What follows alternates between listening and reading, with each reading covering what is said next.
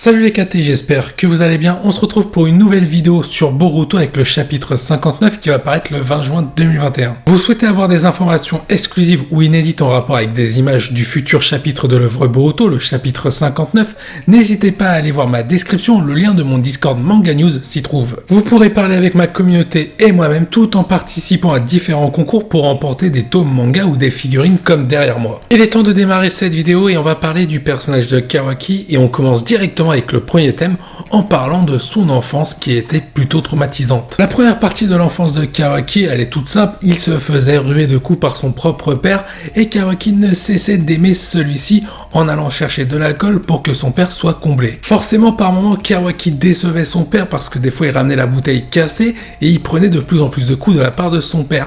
Après il faut prendre en compte la condition physique de Kawaki à ce moment-là. Le mec ne mange pas à sa faim, il dort à moitié par terre par rapport à l'endroit où il dort, son père ne lui laisse pas une minute de répit, alors que Kawaki, durant toute son enfance jusqu'à la rencontre avec Jigen, il va ne cesser d'aimer son père. Et c'est là que c'est incroyable, c'est qu'on voit un Kawaki du présent plutôt méfiant, alors que par le passé, c'était un Kawaki rempli d'amour envers son père. Et le contraste est assez intéressant. On peut le dire, la première partie de l'enfance de Kawaki, c'est un véritable cauchemar. Le mec ne voit pas la lumière, il ne fait que voir la violence, la haine, la colère du monde shinobi sur lui-même. Malheureusement, il n'a pas eu de chance. Et on peut dire quelque chose par rapport à Kawaki, je trouve que le personnage ressemble un peu à la société d'aujourd'hui, avec son aisance représentée par Boruto et les inégalités représentées par Kawaki. Du coup, on peut le dire, Kishimoto, en réalisant son manga Boruto, il a fait très fort. Il a tout simplement inscrit son œuvre dans l'ère du temps, la modernisation, au travers de la technologie représentée dans Boruto, ainsi que la société représentée par Kawaki et Boruto. Kishimoto a vraiment fait fort. Là, je vais vous faire un cours d'histoire qui devrait vous intéresser. À l'époque, au Japon, quand le manga n'était pas vraiment connu à travers le monde, le manga servait à représenter la politique, la société ou la condition de vie humaine. D'ailleurs, à l'époque, on pouvait utiliser les mangas pour raconter une guerre ou ses conséquences avec, pour exemple, Fukushima à travers le manga Genji Hiroshima que je vous conseille. Au fil des années, le manga va commencer à se populariser en se diversifiant à travers le monde, notamment grâce à Dragon Ball, qui va permettre l'essor du manga. D'ailleurs, la France est le deuxième pays consommateur après le Japon. Les mangas d'aujourd'hui sont plus faits dans l'ADN du divertissement et du loisir. Alors forcément, il reste encore 3-4 mangas par-ci par-là qui racontent une société qui sont de l'ancien style, mais aujourd'hui on retrouvera plus du nouveau style. Et là où je veux en venir, c'est que Kishimoto, en réalisant le manga Boruto, a su réadapter deux styles. Le style ancien qui permet de raconter la société et le style nouveau qui permet de divertir à travers l'œuvre de Boruto et ses deux personnages, Kawaki ainsi que Boruto. Ensuite, la deuxième partie de l'enfance de Kawaki va se dérouler avec Jigen. On va retrouver Kawaki subir des coups pendant un entraînement à mort avec Jigen, donc forcément il ne va pas subir qu'un entraînement. On va le retrouver au travers de multiples expériences à cause d'Amado et de Jigen pour que Kawaki possède un Kama, soit une malédiction comme il le dit. Il faut quand même se dire que Kawaki, quand il quitte son père, il pense dans un premier temps à rester avec lui malgré les coups qu'il prend, mais le fait qu'avec Jigen il lui fasse des promesses en disant que sa vie allait changer, Kawaki a cru que la lumière allait tomber sur lui en vivant quelque chose de plus heureux. Il s'est trompé car il a vu quelque chose au-dessus de la mort. Imaginez le contexte, le fait que Kawaki soit épuisé, qu'il doit se faire frapper tous les jours pour s'entraîner durement avec Jigen, qu'il voit lors des expériences des enfants mourir, crier de souffrance, et qu'ensuite le Kawaki du présent dit à Boruto qu'il aurait préféré mourir ce jour-là que d'hériter du Kama. C'est quand même quelque chose. On peut en conclure que l'enfance de Kawaki est traumatisante. On peut le voir notamment dans son présent où il se méfie de Naruto, du village de Konoha, alors qu'en réalité Naruto, Boruto, Hinata ou même Himawari ne lui veut que du bien. Du coup on se pose la question, est-ce que ce côté sombre de la part de Kawaki peut le mener à sa perte? C'est ce qu'on va voir dans ce deuxième thème. L'ironie de l'histoire qui est plutôt horrible pour Kawaki, maintenant le fait qu'il vive avec la famille Uzumaki au village de Konoha, il vit une vie paisible. Cependant, il n'arrive pas à en profiter par rapport à la carapace qui s'est fait autour de lui dû à son passé horrible. Le problème, c'est que son passé est en train de bousiller l'avenir de Kawaki ainsi que son présent. Car le bonheur qui est porté par Naruto, Kawaki en fait une obsession pour ne pas retomber dans son cauchemar, c'est-à-dire son enfance, et revivre ce qu'il a vécu. Il suffit de regarder les derniers chapitres du manga Boruto, notamment le chapitre 58, on retrouve un Kawaki qui dit ses propos envers Boruto que la force actuelle qu'il n'a plus, c'est-à-dire le Kama, ne lui sert à rien, car tout simplement pour protéger le village de Konoha ainsi que Naruto, surtout, il va devoir réacquérir une force qu'il a perdue, comme je l'ai dit juste avant, peu importe le prix qu'il doit payer. La vraie question qu'il faut se poser, est-ce qu'il est prêt à franchir les limites, quitte à peut-être récupérer le Kama? Il le dit d'ailleurs lui-même, un monde sans Naruto, c'est un monde qui ne mérite pas d'être vécu, car comme je l'ai dit juste avant ces exemples-là, on peut voir un Kawaki idolâtrer Naruto, mais surtout idolâtrer le bonheur qu'il connaît et l'amour qu'il reçoit, car jusqu'à maintenant, le fait d'avoir vécu avec son père et Jigen, Kawaki n'a vu que la violence et non le bonheur. Cette partie sombre de Kawaki due à son enfance peut tout simplement le mener à sa propre perte en voulant protéger Naruto, peu importe le prix, car il y a un risque s'il récupère le Kama, ça veut dire qu'Ishiki Otsutsuki peut revenir pour prendre le contrôle de Kawaki. C'est un pari très risqué. D'ailleurs, on a pu le voir dans le chapitre 58, Kawaki était dépendant jusqu'à maintenant du Kama. Le fait qu'il ne l'a plus, il doit se réinventer en usant de sa propre force, comme le démontre Boruto avec ses valeurs de shinobi. Boruto explique à Kawaki qu'un shinobi s'entraîne régulièrement pour maîtriser son chakra et que celui-ci est la base de tout. Le chakra permet de tisser des liens, mais surtout d'acquérir sa propre force sans en dépendre d'une autre. Kawaki, lui, n'a pas de chakra, enfin plutôt il l'a, mais ne le maîtrise pas et a dû dépendre pendant très longtemps de la force du Kama qui ne lui appartenait pas. Et si on lui retire, il se retrouve sans défense. Pour le coup, un shinobi qui possède sa propre force, tu ne peux pas lui enlever car ça lui appartient.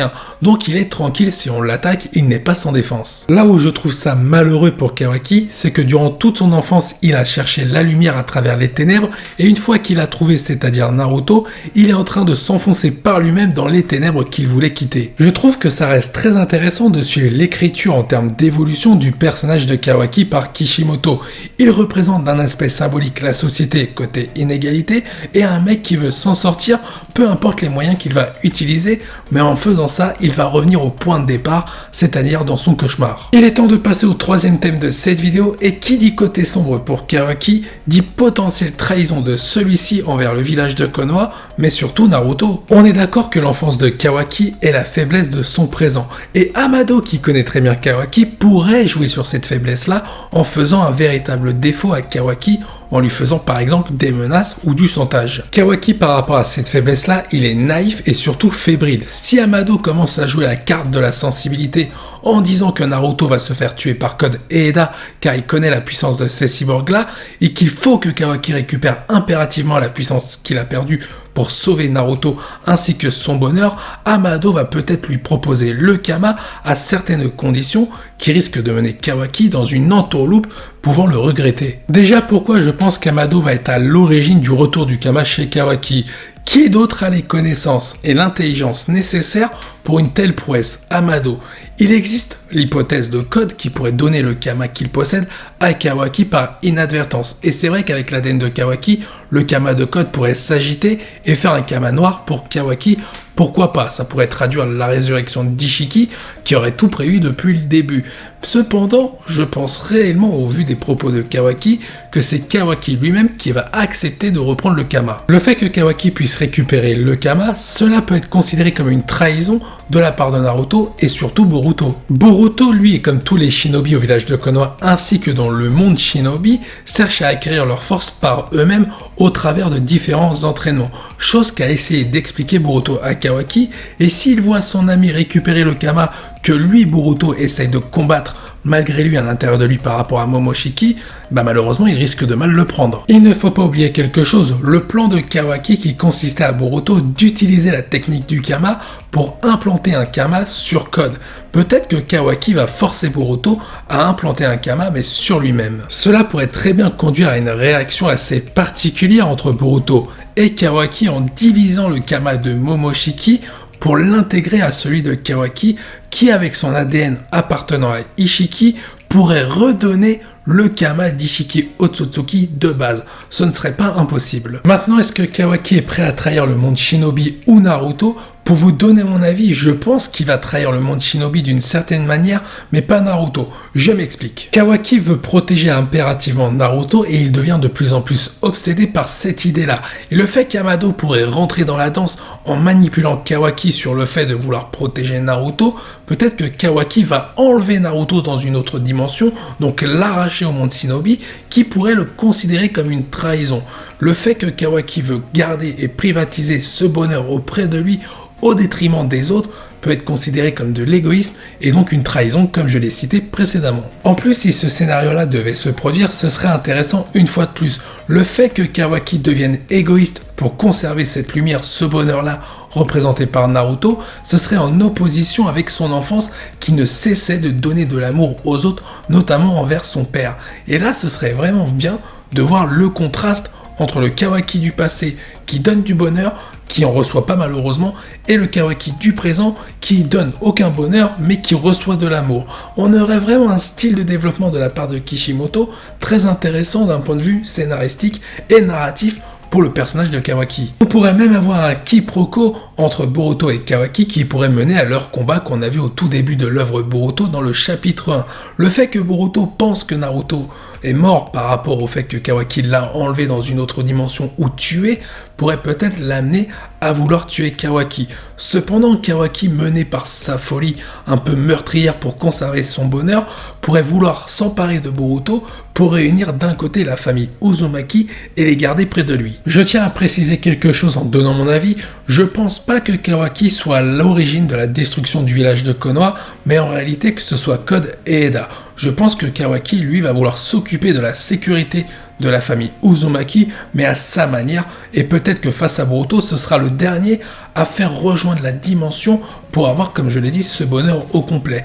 Mais je pense pas qu'il sera à l'origine de ce massacre. D'ailleurs, j'ai pensé à une théorie. Imaginez Naruto au tout début, après l'ellipse, est en train de combattre Code et Eda, et le monde shinobi avec la puissance de Naruto, et pourquoi pas Sasuke, a l'avantage sur Code et Eda, mais Kawaki, pensant que Naruto va se faire tuer, il va prendre la décision d'envoyer Naruto dans une autre dimension, et en faisant ça, l'événement va faire que la guerre va s'inverser un petit peu, le monde shinobi sera en désavantage face à Code et Eda qui vont en profiter pour détruire le village de Konoha.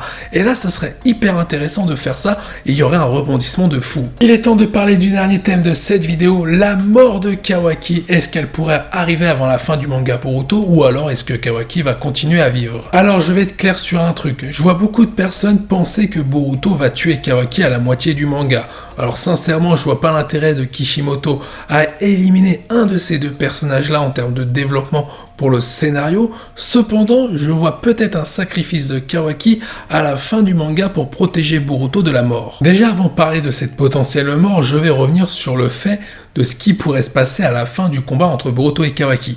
Il n'y aura ni perdant ni vainqueur, pour moi il y aura une égalité avec réconciliation. Je vois d'ailleurs Kawaki révéler à Boruto qu'en réalité son père n'est pas mort et qu'il est dans une autre dimension, mais pour l'instant ils doivent s'occuper du village de Konoha en le protégeant face à Code et Eda, et donc il y aurait un duo Boruto Kawaki versus Code et Eda, ça pourrait être très sympa et stylé à la fois. Après avoir éliminé cette potentielle menace qui est Code et Eda, que va-t-il se passer pour Boruto et Kawaki? Il faut pas oublier que Boruto possède toujours Momoshiki, et si Kawaki récupère le Kama, il y a de fortes chances qu'Ishiki soit de retour. Peut-être qu'Ishiki à la fin du manga avec Momoshiki sera en duo avec lui, et ce sera la bataille finale. Et c'est peut-être à ce moment-là que Kawaki va mourir. Par exemple, je vois bien Ishiki ou Momoshiki commencer à donner le coup de grâce à Boruto, mais voilà, Kawaki va faire une Neji, il va s'interposer entre l'attaque et le corps de Boruto pour pas que celui-ci subisse les dégâts. Alors, est-ce que la mort sera comme Neji? Au vu du développement de Kawaki, même si la mort sur l'instant T est ratée, ce sera déjà beaucoup plus impactant. En plus, il y aurait un côté symbolique. S'il se sacrifie sous les yeux d'Ishiki qui le considère comme une coquille vide, Kawaki pourrait dire que le fait de se sacrifier, ça lui permet de se sentir humain. Un peu comme C-17 lors de son sacrifice, plutôt faux sacrifice, dans Dragon Ball Super. J'en rajouterai même quelque chose, Kawaki a déjà failli se sacrifier et mourir en sauvant Naruto et Himawari face à l'attaque de Delta. Donc le refaire avec une symbolique beaucoup plus importante et les relations qui se sont développées à travers le chakra par rapport à toutes les morales que nous a fournies Kishimoto pendant le manga Boruto, là je dis un grand oui. Je pense même sincèrement, et c'est grâce à l'anime au niveau du développement personnel de Kawaki, que ça peut être le personnage le mieux écrit du manga et peut-être de Naruto si on le gère bien jusqu'au bout. Pour l'instant, pour moi, c'est le meilleur dans Boruto en termes d'écriture. Dans l'univers de Naruto, on est encore loin, mais il suffit de bien gérer un peu son développement et son évolution pour faire une véritable masterclass. Car pour moi, son développement est supérieur au personnage de Boruto. Pour donner une conclusion, je ne pense pas que Kawaki va mourir et que sa relation avec Boruto finira comme Naruto et Sasuke. Et je vais dire quelque chose qui va vous surprendre. Et pourquoi ne pas imaginer un Kawaki qui va rester au village de Konoha? Car pour moi, ce sera le cas. Mais devenir le 10e ou le 9e Hokage après Konohamaru. Car pour moi, ce sera le 8e Konohamaru et le 9e, 10e, il y aura peut-être Sarada dans le tas. Mais pourquoi ne pas imaginer Kawaki?